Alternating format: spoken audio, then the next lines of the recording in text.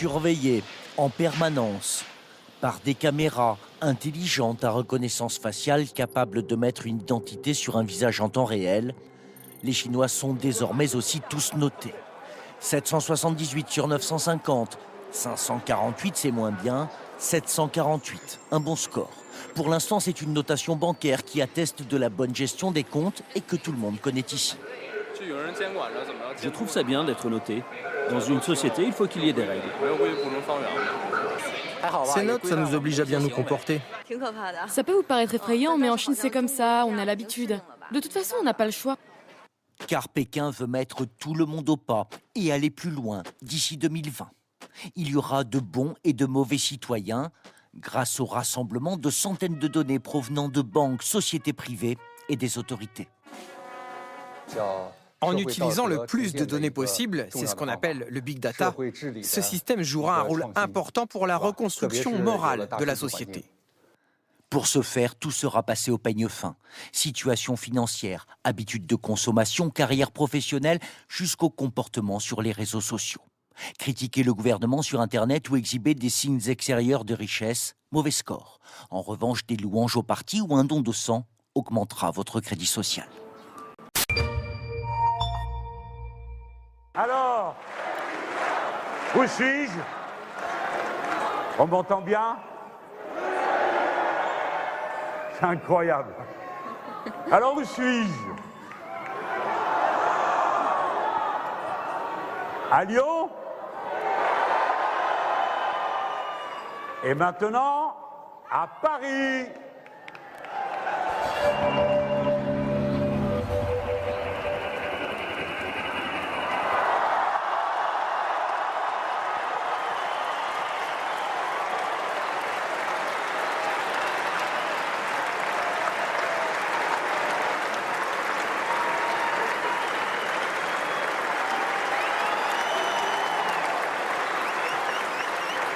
C'est une extraordinaire démonstration de force que vous êtes en train de faire.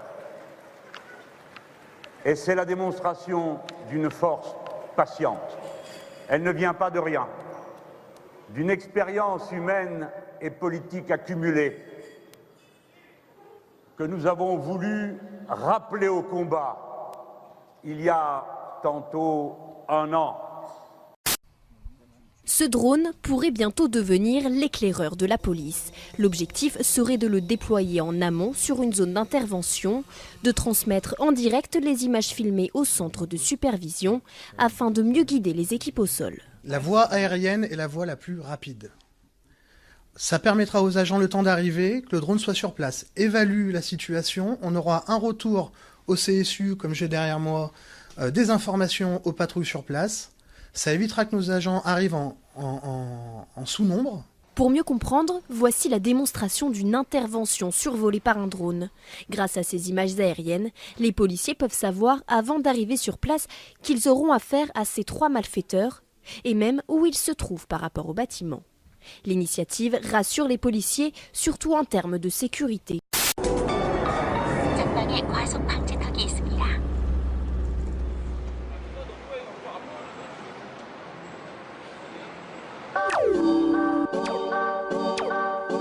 Il était une fois Madame Lee, ménagère coréenne.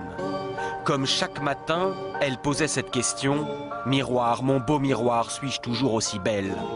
Et grâce au capteur laser installé au plafond, son miroir lui répondait.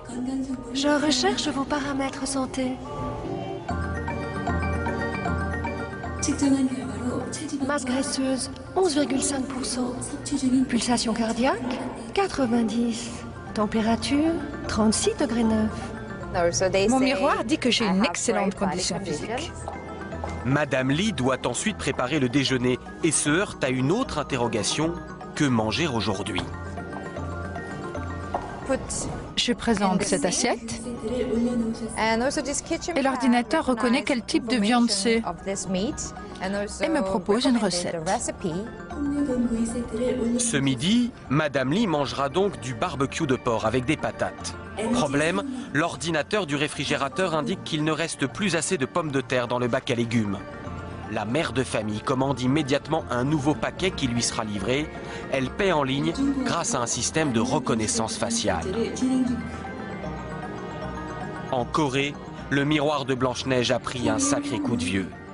Et le futur imaginé par Samsung va encore plus loin que le conte de fées. Le monde de Madame Lee sera peuplé de stylets traducteurs pour décrypter un menu au restaurant à l'étranger. De cartes de crédit intelligentes qui regroupent toutes les cartes de paiement. De pare-brise tactiles qui équipent les voitures. D'écrans souples, faciles à dérouler et incassables. Good job. Ou encore de cet incroyable appareil qui imprime des vidéos sur papier, le Polaroid de demain. Science-fiction. Samsung assure que ces innovations arriveront sur le marché dans 5 ans. Et elle les présente au public dans des maisons du futur étincelantes en plein cœur de Séoul. Ces murs cascades d'eau qui sont en réalité de la vidéo et où s'incruste votre télévision existent déjà. La marque a les moyens de ses ambitions et fait la fierté de toute une nation.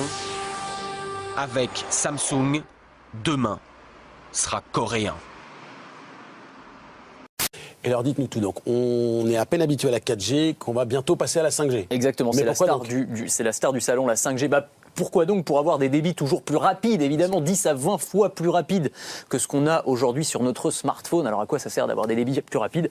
On pourra par exemple télécharger un film en moins d'une seconde, charger des vidéos en moins d'une seconde, et des vidéos en ultra haute définition. Je vous parle souvent de la 4K, on va avoir maintenant des formats 8K qui vont arriver, qu'on va pouvoir charger quasiment instantanément. Margot a du mal à s'en remettre quand même. Oui, non mais c'est vrai. Non mais c'est vrai qu'il y a c'est vrai. Non mais il y a un niveau de définition quand même qui est assez impressionnant. Et puis surtout, ce qui est très intéressant avec cette technologie 5G, c'est qu'il n'y a plus de latence. Tout se fait quasiment instantanément. Et ça va être utile notamment pour ça, pour gérer les millions de voitures autonomes qui vont débarquer sur nos routes dans les années qui viennent. Vaut mieux que ça se fasse à la milliseconde près, parce que vous imaginez bien, sinon il peut y avoir des accidents. Donc ces voitures qui vont devoir récolter et gérer des millions et des millions d'informations chaque seconde, eh bien ces réseaux surpuissants vont leur permettre de faire ça quasiment instantanément. Il y a une autre application aussi où la 5G va être très importante, c'est la médecine. Les applications je savais bien, de téléchirurgie, c'est-à-dire le médecin qui est à Paris, qui va pouvoir opérer un patient qui est à New York via un robot. De réseau, ça peut être. Voilà, le syndrome. Je fais quoi maintenant? Il y a du bruit, je suis dans un tunnel, ça fonctionne pas là, il faut pas. Donc évidemment, la 5G, on voit bien l'intérêt que ça peut avoir. Et on est même en train, certains équipementiers, ils travaillent avec des laboratoires de recherche, travaillent sur des gants haptiques pour les chirurgiens. C'est ce qu'on voit ici. C'est-à-dire des gants qui vont permettre à un chirurgien qui se trouve encore une fois à Paris d'avoir la sensation de toucher un patient qui se trouve à l'autre bout du monde. Et là encore, il faut des réseaux absolument phénoménaux pour pouvoir... Ou des très grands bras. Ou des très très grands bras. C'est l'autre option, mais c'est moins courant. Donc ils se sont dit, on va quand même développer la 5G au cas où.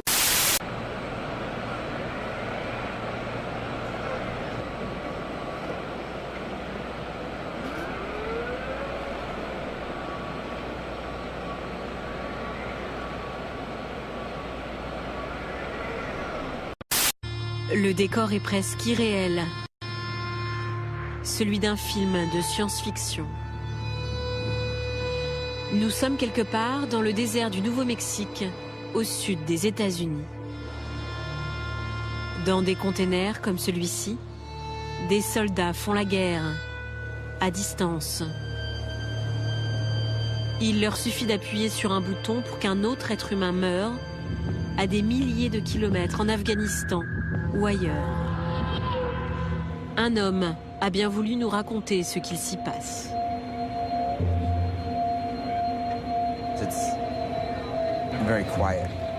C'est très calme. Il y a comme un bourdonnement venant de l'ordinateur dans le fond. Tu es assis, tu regardes, tu attends, et tout se ralentit. Et puis ma main me fait mal, à force de tenir le manche qui dirige le laser.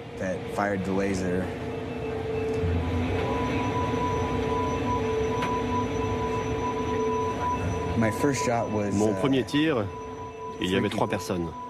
Elles portaient quelque chose sur l'épaule. Ça aurait pu être des armes.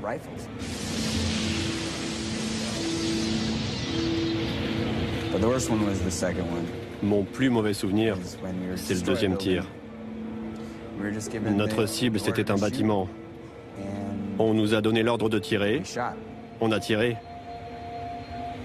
Il ne restait que quelques secondes avant l'impact. 6, 5 secondes. Et puis un enfant a surgi à l'angle. Le bâtiment s'est effondré. On a observé la scène.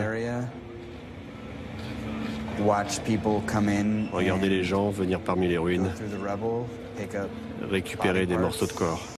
On pourra aussi passer des appels bien spécifiques en hologramme. C'est en gros, c'est vous décrochez le téléphone et vous allez avoir votre interlocuteur qui jaillit de l'écran comme le génie de la lampe d'Aladin. Donc là encore, il faut des réseaux très très costauds pour faire passer ces informations-là. On peut aussi prendre des selfies holographiques. Donc on prend une photo, bien, on peut la faire sortir du téléphone et jouer avec. Enfin, c'est de la science-fiction, mais c'est ce que promettent les opérateurs dans les années qui viennent avec cette technologie 5G. Alors il faudra quand même racheter un téléphone. Hein. Faut préciser. Vous pourrez faire votre chronique à distance. Je pourrais aussi faire ma chronique en hologramme. Ah non, non, il viendra ici, mais nous serons ailleurs. Oui, vous serez en hologramme. On peut imaginer toutes les configurations. Enfin, c'est quand même assez fou, quoi. Cette techno qu'on voyait effectivement dans Star Wars, dans tous les films de science-fiction, qui va devenir une réalité.